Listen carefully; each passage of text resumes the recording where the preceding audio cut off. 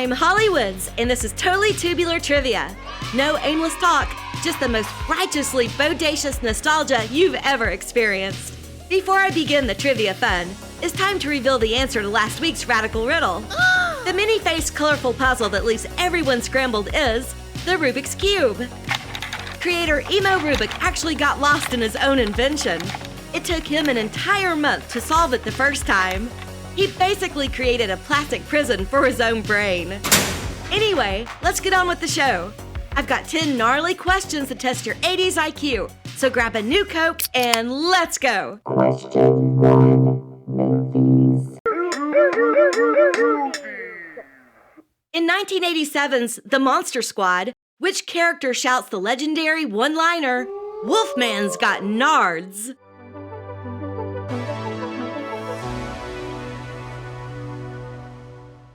The answer is Horace.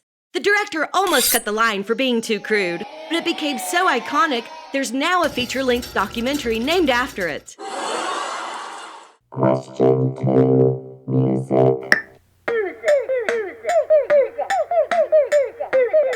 Which post-punk band known for The Killing Moon featured a frontman who claimed he heard the melody in a dream?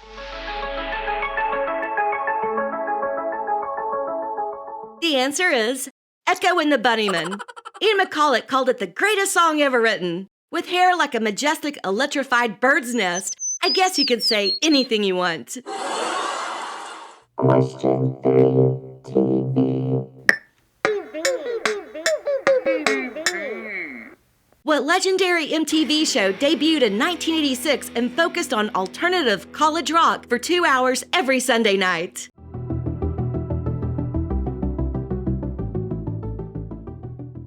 The answer is 120 Minutes. The hosts often looked like they'd just woken up in a thrift store basement. It was the only place you could see a music video filmed through a wet sock and call it art. Question 4. Fashion.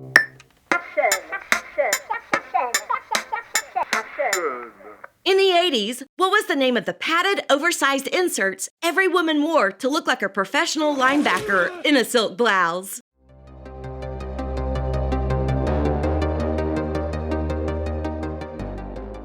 The answer is shoulder pads. If you hugged a woman in the 80s, you weren't touching a person. You were just bumping into 2 pieces of foam and a prayer. Question 5. Pop culture. In 1989, Nintendo filed a massive lawsuit against Blockbuster. They weren't mad about the game rentals, but they were furious that the stores were doing what to the instruction booklets?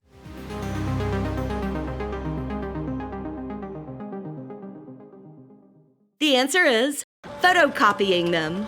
Blockbuster got tired of renters losing the flimsy manuals, so they just started mass-producing their own paper copies. Nintendo sued for copyright infringement, and eventually, Blockbuster had to hire third parties to write entirely new, legally safe manuals from scratch. I spent half of my teenage years rewinding VHS tapes. I swear it took days for that VCR counter to make it to 0, so I never returned the movies on time. Those late fees were brutal. I had to babysit for 2 straight weekends just to pay off Blockbuster after returning The Goonies late. Anyway, since we're mid-episode, it's time for our commercial break trivia question. Let's see if you can identify this artsy-fartsy ad. Question 6. Commercials.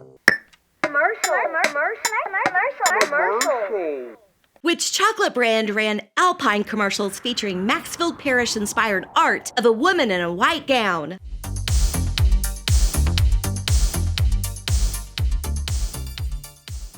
The answer is Nestle Alpine White. This marketing moment was so ethereal, it felt like a Victorian fever dream. People forgot they were just trying to sell a white chocolate bar. Question 7. Food. What heavy-duty 80s candy bar made of peanut butter and whole grain cookies stood for Peanut Butter Maximus?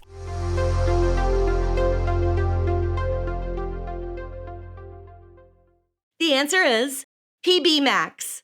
Mars reportedly pulled it because the owners hated peanut butter. What? Imagine canceling a $1 billion snack because the boss thinks peanuts are ew.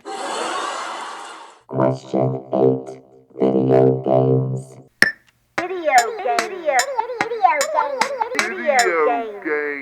In the 1983 arcade hit Dragon's Lair, what was the name of the bumbling knight who had to save Princess Daphne?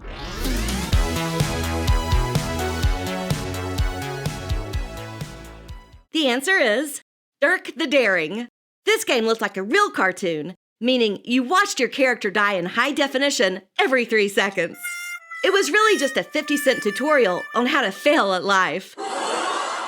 Question 9. Toys. Everyone remembers the fruit-scented dolls, but who was the misanthropic fathead from Porcupine Peak who served as Strawberry Shortcake's main nemesis? The answer is the peculiar purple pie man. The pie man lived in the Pie Tin Palace and was very famous for doing a taunting jig. He spent the 80s trying to steal berries and ruin everyone's very good time. Question 10. Celebrities.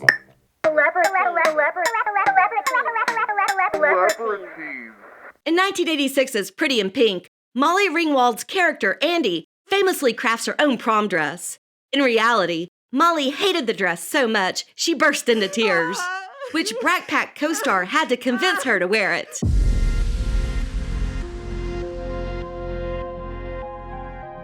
The answer is John Cryer. The costume designer made the dress look like 2 pink sacks sewn together.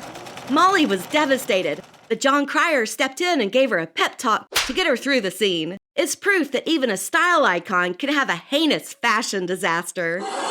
Congratulations!